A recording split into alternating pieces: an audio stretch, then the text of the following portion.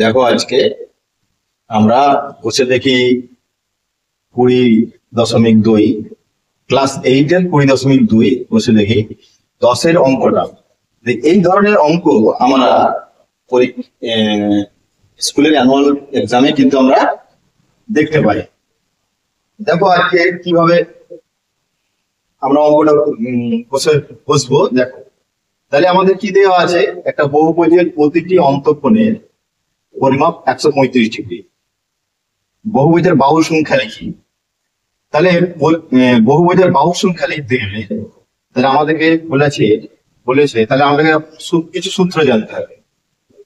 কি সূত্র? তাহলে বাহু সংখ্যা সংখ্যার সূত্র হচ্ছে আমাদের 360 বাই বহির কোণের পরিমাপ। তাহলে আমরা এখানে বহির কোণ জানি না, এই সূত্র কাজে লাগিয়ে আমরা অঙ্কটা করবো। তাহলে আমাদের প্রতিটি অন্তঃকোণ 135। তাহলে প্রতিটি বহির কোণের মান কত হবে? প্রতিটি বহির কোণের মান হবে 180 ডিগ্রি থেকে 135 ডিগ্রি বাদ দিতে হবে। তাহলে কত হয়?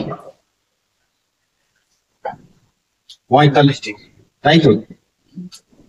তাহলে বহুভুজের বাহু সংখ্যা